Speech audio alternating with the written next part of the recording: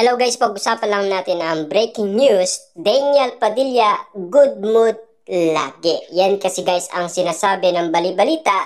May pasabog Daniel Padilla, palaging good mood kay Catherine Bernardo. Ibig sabihin lang nito guys, good boy na si Daniel Padilla. At lalong-lalo na kasi guys, kung mapapansin ninyo, lahat ng mga bagay na kitang-kita natin na ginagawa ngayon ni Daniel Padilla, lalong-lalo na guys, yung respetong binibigay niya sa kanyang mga fans. Dati kasi guys ay hindi niya nagagawa yan.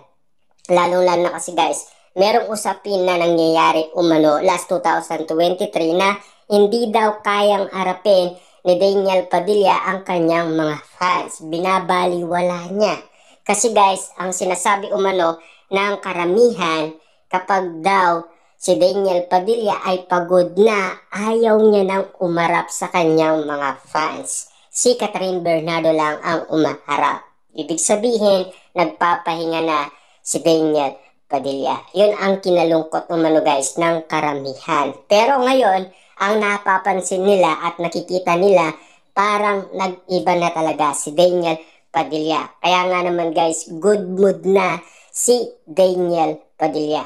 Ibig sabihin lang nito guys, pati na kay Catherine Bernardo. Lagi na siya guys, good boy umano para kay Catherine Bernardo. Lahat ng napapansin natin guys, no, na talagang in love pa sila sa isa't isa. Dahil yan kasi guys ang pinag-uusapan ngayon, yan kasi guys ang laman ng balita. At lalo-lalo na kasi guys, lahat ng tao ay puro positive energy ang pinapakita nila kina Daniel Padilla at Catherine Bernardo. Naghiba nga naman kasi guys ang mga usapin patungkol sa relationship ni Daniel Padilla at Catherine Bernardo. Dahil ang daming pinag-usapan pero hindi naman nagkatuluyan. Pero bandang uli, Daniel Padilla at Catherine Bernardo lang pala guys ang mapapansin natin na pag-uusapan. Dahil nagkakaroon na naman guys ng motibo ang ABS-CBN.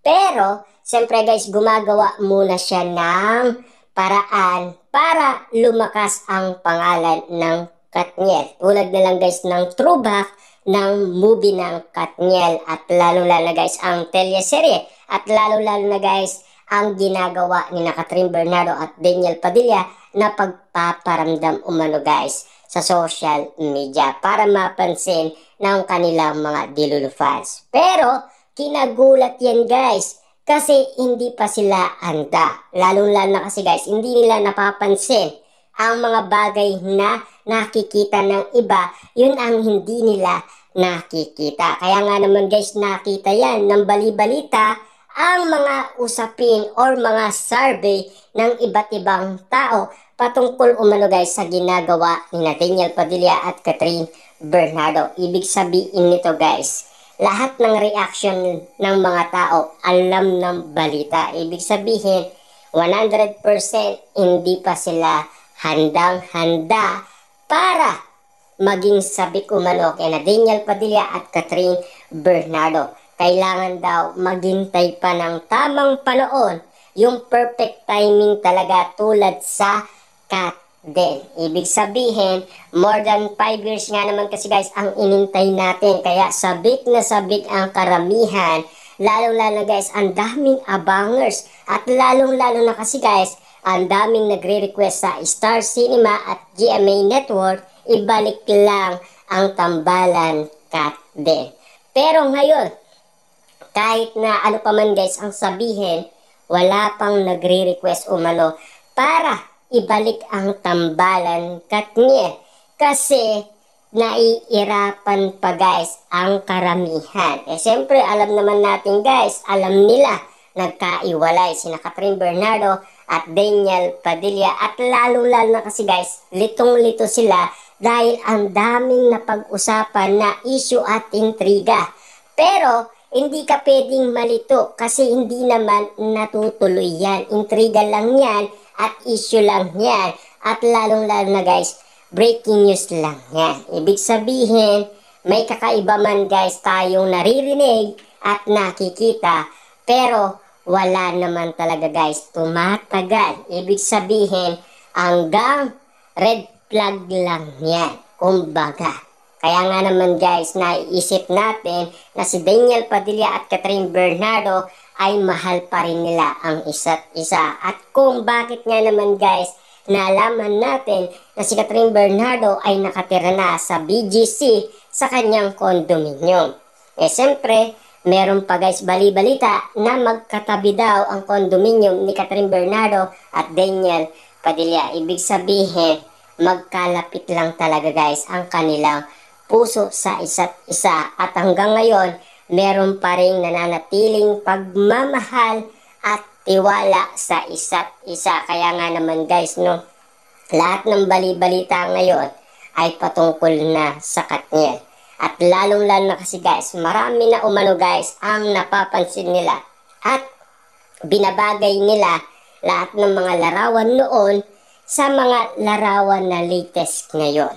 Kasi alam naman natin guys, lahat ng mga bagay-bagay na pinag-uusapan ngayon, luma man yan or bago, at least nandoon ang pag-ibig nila sa isa't isa. Nagkaiwalay man sila, at least nagkabalikan sila at nagkaayos sila. Pero hindi pa natin alam kung nagkabalikan nga ba sila. Kasi hindi pa natin alam guys kung ano ang meaning ng mga paramdam umano guys ni na Catherine Bernardo at Daniel Padilla. Kahit na ang ABS-CBN nalilito pa rin. Kahit na ang mga Dilulo fans nalilito pa rin. Kahit na ang mga netizens, mga sawsawerang kapitbahay, nalilito pa rin sila. Ibig sabihin, wala pa rin sa duda nila na nagkabalikan ang Katniel. Pero merong nangyayaring pinag-uusapan na nagpaparamdam sila. Kaya nga naman guys, kaduda-duda lahat ng mga nangyayari. Kapansin-pansin nga naman kasi guys, lahat ng mga pinag-uusapan sa social media. Kaya nga naman guys, naghihintay lang tayo magsalita. Sina Daniel Padilla at Catherine Bernardo. At lalo-lalo na guys, naghihintay lang tayo ng announcement ng ABS-CBN. Dahil alam naman natin kasi guys, meron naman talaga silang movie. At lalong-lalo na kasi guys, yung kontrata ni Catherine Bernardo kung pwede pang baguhin yun.